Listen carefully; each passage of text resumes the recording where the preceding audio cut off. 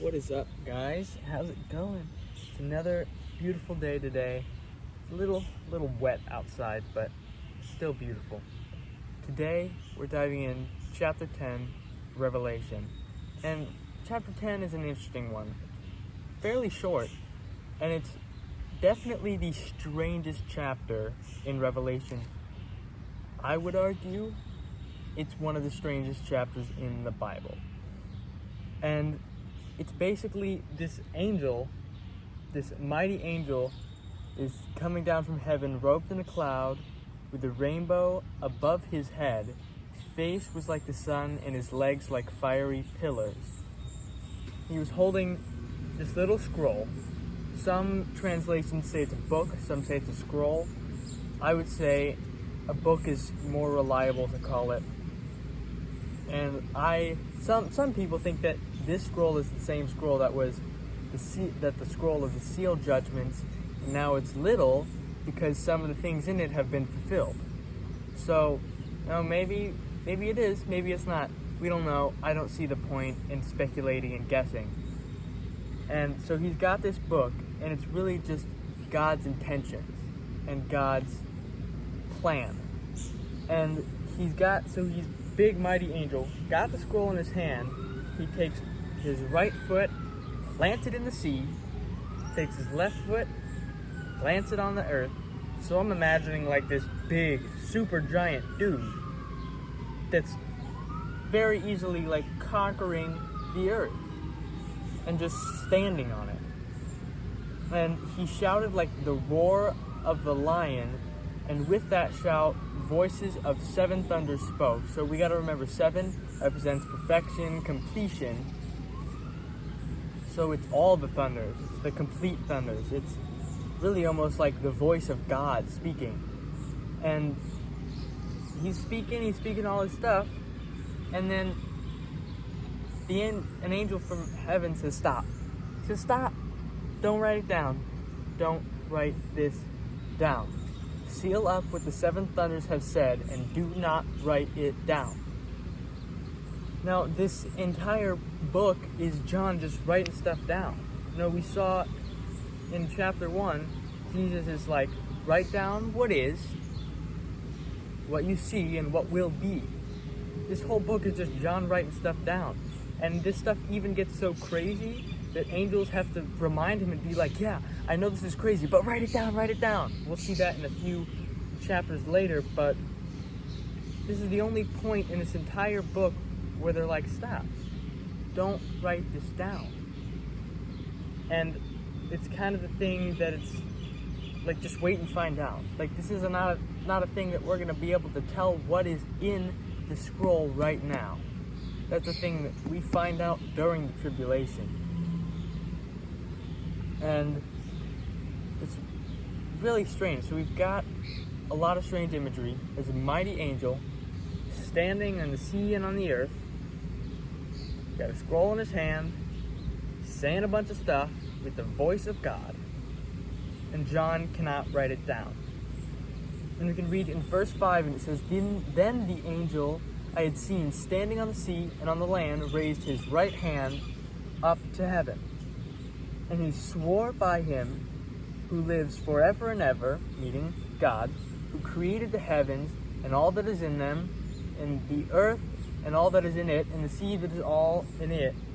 So we know he's swearing by God, which as humans we would never do, but apparently that's something an angel can do. And he says, there will be no more delay. But in the days when the 7th angel is about to sound his trumpet, the mystery of God will be accomplished, just as he announced to his servants, the prophets. So there's been a lot of prophecies about this end time, and we've looked at a few of them. There's a few in Isaiah, a few in Ezekiel, a few in Jeremiah. There's a lot in Daniel. And a lot of it's just mysteries. And for most of the prophecies, it's just mystery until it happens. So it's these mysteries of God that were spoken through the prophets. They are soon going to be accomplished. A lot of this stuff is soon coming to an end. And so we got to remember that the seventh trumpet has not been sounded yet. The first 7 seals have, and the first 6 trumpets have. The 7th trumpet judgment has not. So, in the days of the 7th trumpet and after it, there's a lot of these mysteries and the prophecies will be revealed. And then, here's the strange part, the really strange part. Then the voice that I heard from heaven that had earlier told him, don't write this down, he spoke to me once more and said, go and take the scroll that lies open in the hand of the angel who is standing on the land and the sea. So we got this scroll, he's already read from it, and he says, no more delay, this stuff is happening like really soon. So John's supposed to go take the scroll, which, you know, this is a big mighty angel. I like to imagine that it's just a little book compared to the size of the angel. That it's really, oh, it's this tiny little book, but John picks it up, it's this giant book. It's just a little bit of fun imagery there. And then in verse 9, so I went to the angel and asked him to give me the little scroll, and then that angel said to me, take it and eat it. Yeah, it says that, take it and eat the scroll. It will turn your stomach sour, but in your mouth it will be as sweet as honey. And John took the little scroll from the angel's hands and ate it. It tasted sweet as honey in his mouth, but when he had eaten it, his stomach turned sour. And then he was told, you must prophesy again about many peoples, nations, languages, and kings. So John just ate the piece of paper, he just ate the book, the scroll, whatever you want to call it. He just ate it. And we got to remember, it's a very, very paralleled thing in Ezekiel chapter 3, where Ezekiel is told by God to eat this stuff, and then it's going to be sweet in his mouth, and then he's going to truly understand it, and he's got to go out and prophesy.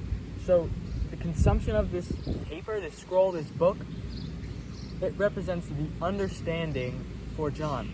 Did he actually eat it? Maybe. I like to think that he did. That's kind of weird, but kind of cool. But yeah, that represents the understanding of it. And we see the drinking of wrath.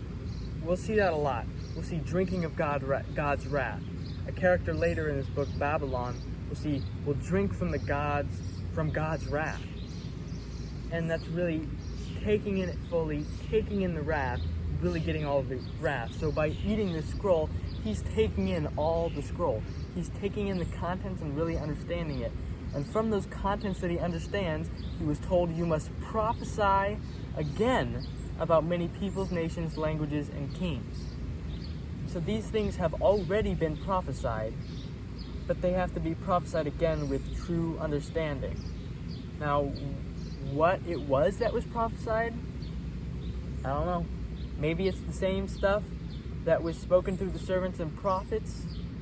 So maybe he's re-saying some of the prophecies in this book, like we've seen a lot of parallels in the prophecies. But it also could be a thing for the end times, that in the end times there will be greater prophesying as these events unfold and as we understand them as they happen. And so it could be, oh, we've already seen these already in the book of Revelation, we're going to prophesy about them again as they're happening.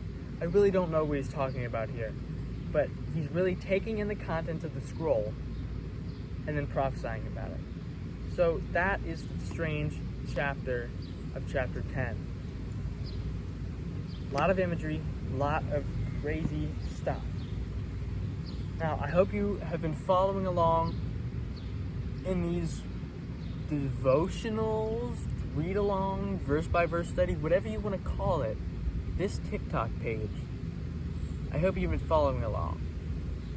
It's a lot of interesting stuff and a lot of stuff that, even though you might not suffer through it, you might not sit through it, really helps you to know the end time. And it's really important as a Christian, whether you're taken up in the rapture before this tribulation or not. So it's really important. We love you guys. Peace. Peace.